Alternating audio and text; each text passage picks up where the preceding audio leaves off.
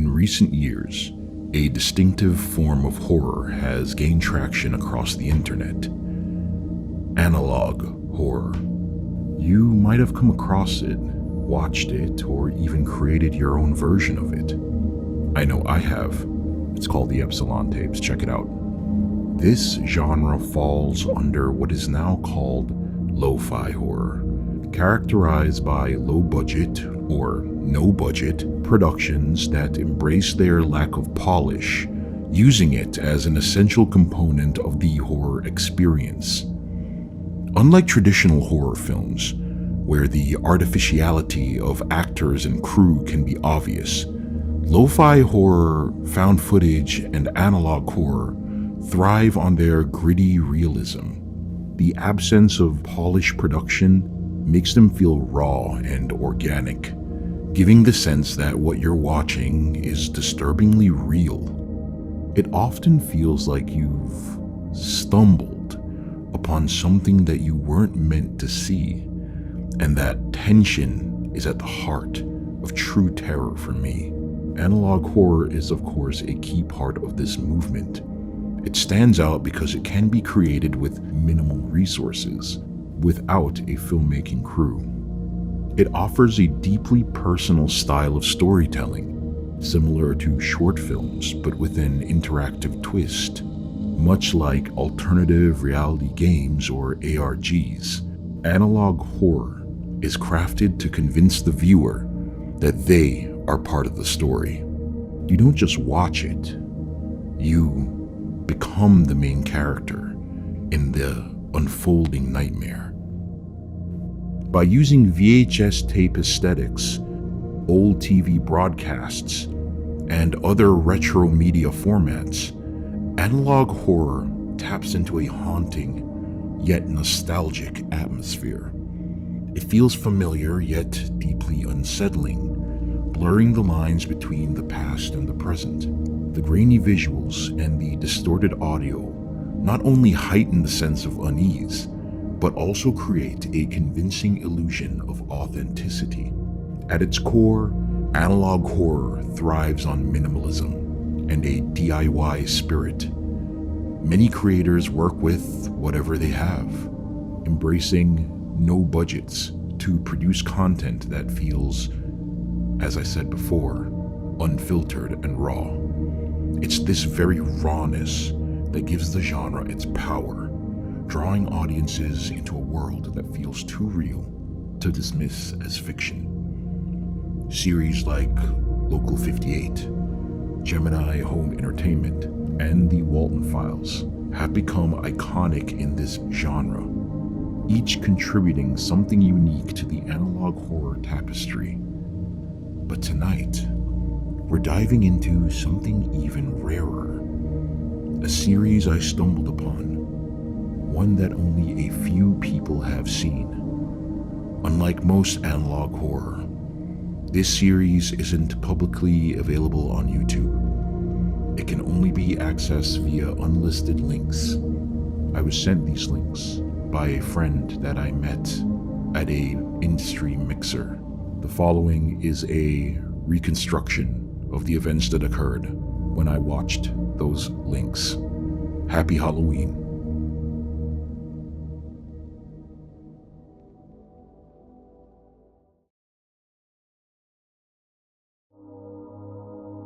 It's 2 a.m. and I've just gotten home from a lackluster film industry mixer in Los Angeles.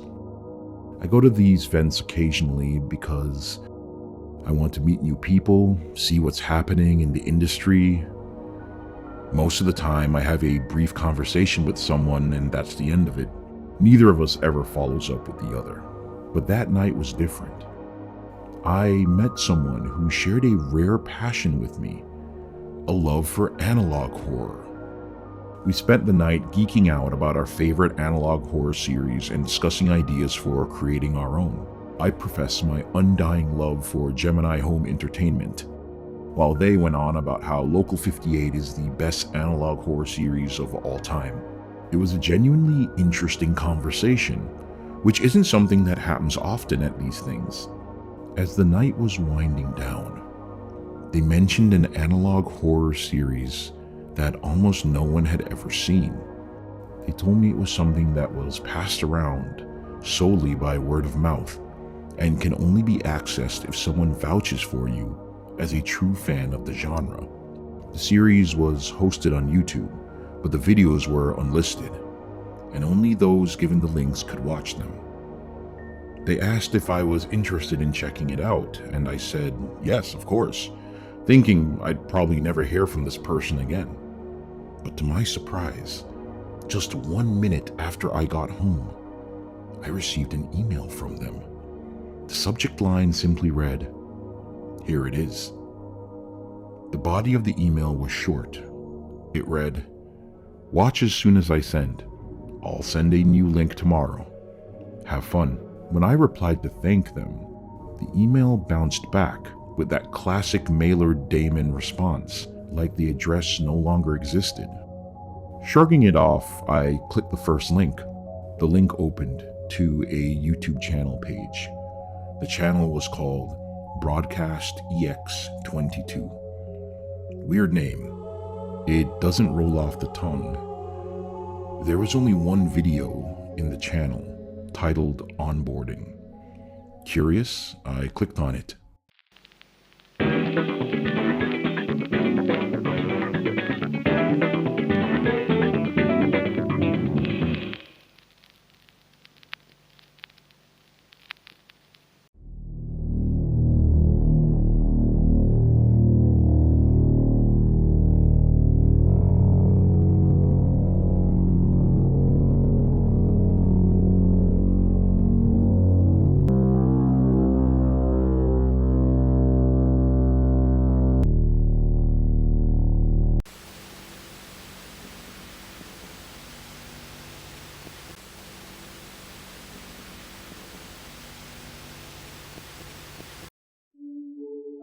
By the end, I was confused. It was so abstract that I couldn't make sense of it. Honestly, I found it boring, bland. There was no real content to comprehend. It felt like a big fuss over nothing. That night, I had strange dreams. Flashes of being swallowed by darkness, flying through a dark forest, running from terrifying creatures trapped in a hole staring at an unreachable exit above. I saw mangled faces and the constant sound of buzzing just growing louder and louder. The next day, I brushed it off and tried to focus on writing my next Darkhives episode. But my mind kept drifting back to that video. It was like what James Rolfe, aka the Angry Video Game Nerd, said about that one film, The Vulture. Despite thinking and knowing that it was a terrible movie, its very nothingness made him keep thinking about it and keep viewing it. I tried to push it out of my mind, but later that night, I got another email from the same person I met at the mixer. The subject line read, "Next link," but the body of the email was empty. I clicked the link, and now there were 2 videos on the EX22 channel. The new one was called Hello Friend. The abstract thumbnail intrigued me, so I clicked.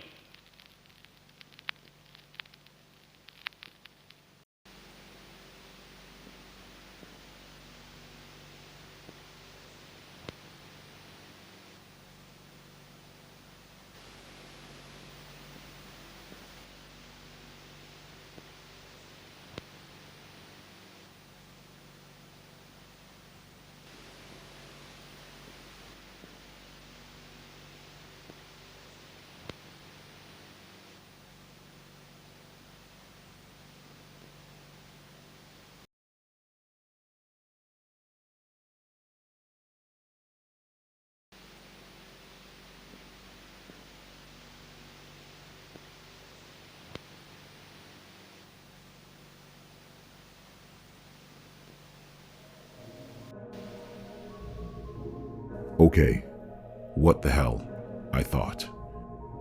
The second video was definitely more interesting, but something about it bothered me. I swore I saw an image flash across the screen for just a frame. It was my face.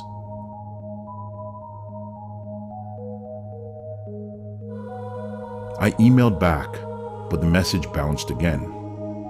It hit me. The person was changing their email address each time they sent a new link. Panic washed over me. How did they get my face? Someone must have hacked my webcam. I was freaked out. I decided not to engage further. This felt like some kind of doxing attempt, and I wasn't going to play along. The next day, I woke up feeling ill. My dreams had spiraled out of control, becoming so abstract that I couldn't even describe them. I couldn't focus on my script. I didn't feel like leaving my house. I felt trapped, like I was living in a dream, a brain fog. The entire day I just lay in bed, unable to shake the weirdness, until midnight, when I heard my email notification go off. For some reason, though, I felt excited. I'd sworn off the series, but my curiosity was undeniable. Being a dark media YouTuber, there's this urge to peer into the void. The email subject line read, Part 3. I clicked the link. The newest video was titled, The Bridge, and I clicked.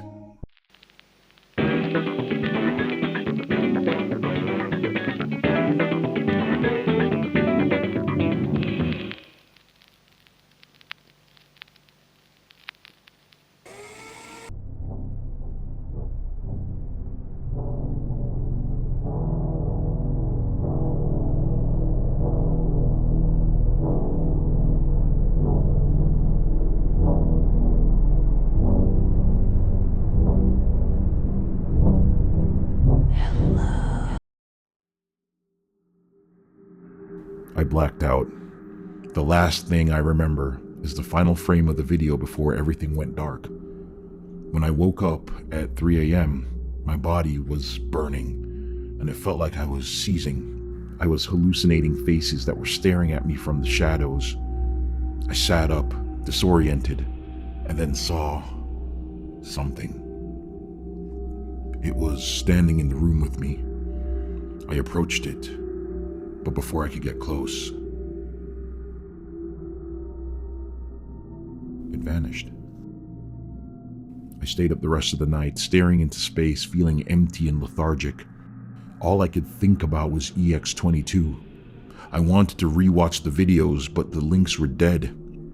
These videos were doing something to me. I just wanted to watch more.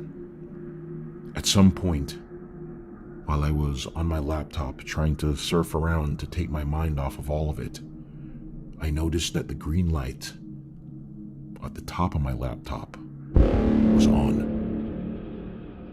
My webcam was on.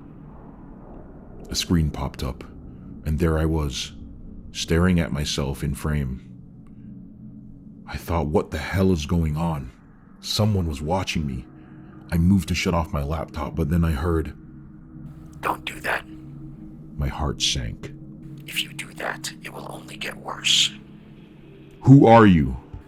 You've been chosen. Tonight, you will watch the next video, and you will start the evolution. Or else you will continue to deteriorate without reprieve. We'll be watching." The green light shut off. I didn't know what to do.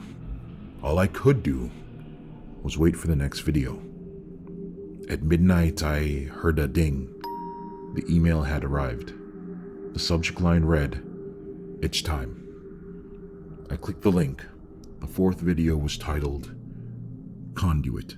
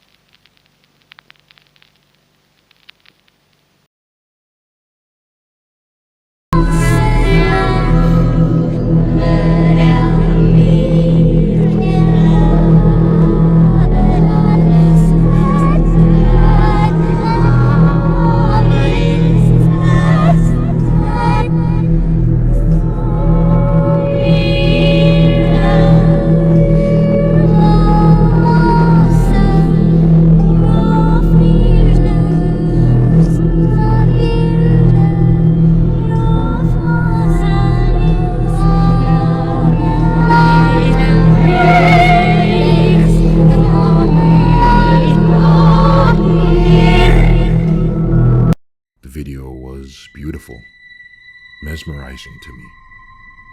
I felt something wash over me. The pain was disappearing. The burning was fading. I floated through eons of time and space. When I snapped out of it, it was still dark outside. But my clocks all read 10 a.m. I tried to leave my room, but I just couldn't turn the door handle. Then I saw something sitting on my bed.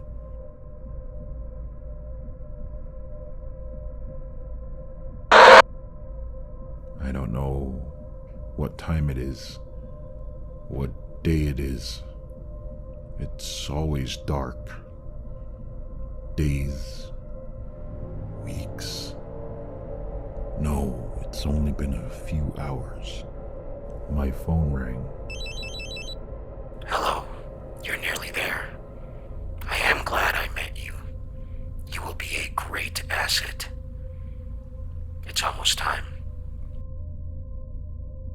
At midnight, another email arrived. The subject line read, "Last one." I clicked the link in the email body. The video on the YouTube channel for EX22 was titled Ascension. All the previous videos were now gone. I clicked, and I watched.